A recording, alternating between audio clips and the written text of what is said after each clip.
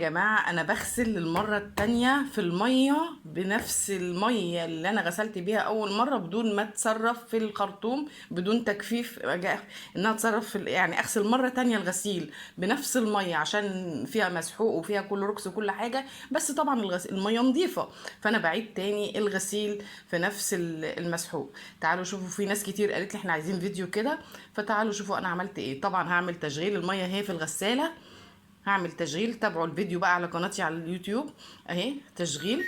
وبعد كده عملت تشغيل وبعد كده ادوس على الزر. احتفظت بالميه بدون ما اتصرف وبدون تجفيف.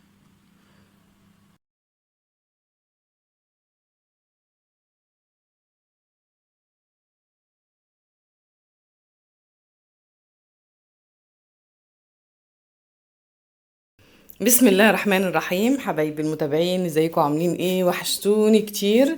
هنرجع بقى لفيديوهاتنا، هنعمل فيديوهات كتير جدا عن اجهزه في البيت وايه اللي نشتريه وايه اللي منشتروش. طبعا غساله ال جي انا عملت عليها كتير.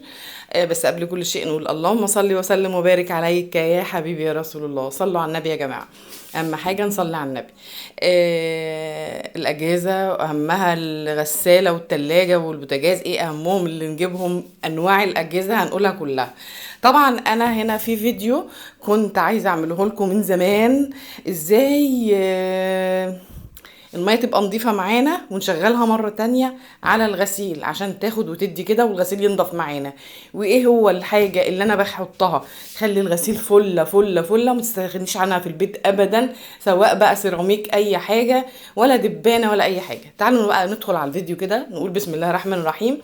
انا عملت كده التشغيل زي ما انتم شايفين قدامكم بقى.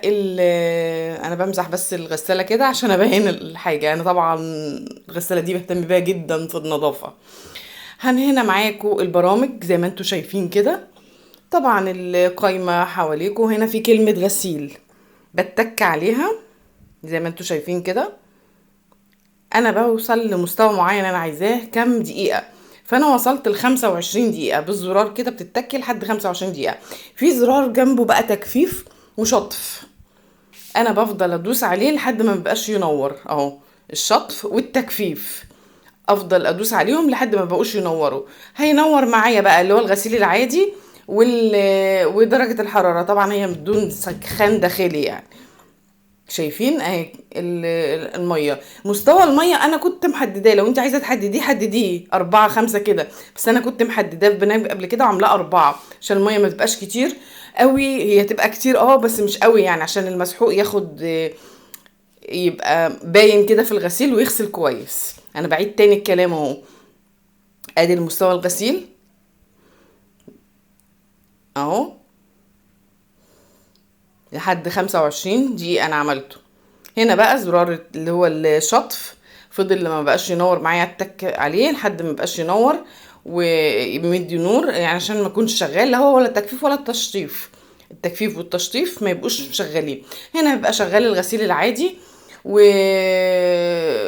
وطبعا المية انا كنت عاملاها في برنامج قبل كده 4، عايزة تعمليها دلوقتي قبلها تحددي مستوى المية 4 3 كده حسب الغسيل وكتره في الغسالة. هنا بقى شغلت طبعا الغسالة بقى على طول وهتشتغل معايا وتبقى زي الفل. طبعا هنا بتوزن المية الاول، بتوزن الغسيل عشان تحط المية على اساسه. برضو الغسالة برضو مش بتسيبك كده لوحدها، هي برضو لها وزنة للغسيل. هي كده بتوزن الغسيل، بتلف الدايرتين بتوعها دول عشان توزن الغسيل. انا مش عارفه الاضاءه باينه ولا لا، لان هنا المطبخ الاضاءه بتاعته مش تحت الغساله.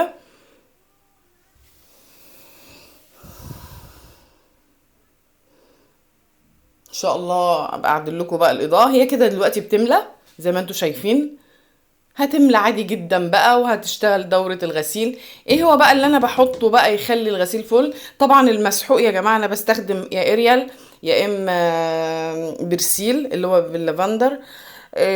بيبقى ريحتهم حلوة جدا.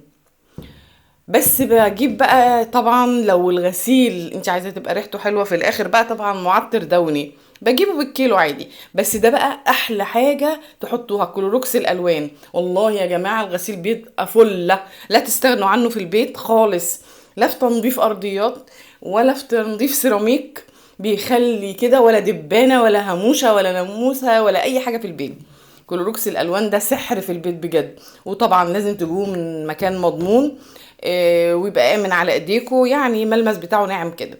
وكده بقى ادي الفيديو بتاع الغسالة وهي بتغسل. طبعا انا بعيده تاني وهي حاطه كلوروكس وكده يعني. ما تنسوش بقى تدعموني بلايك والاشتراك وتفعيل الجرس، عشان هنقول بقى الايام الجايه الاجهزه كلها. في اجهزه مهمه جدا جدا زي المروحه، زي المكنسه، الحاجات اللي انا وقعت فيها يعني ومش عايزه تجيبوها، او الحاجات الحلوه اللي انا جبتها وعايزاكم تستفيدوا بيها، زي المكنسه والمروحه والغساله والتلاجة والبوتاجاز الجديد منها والقديم.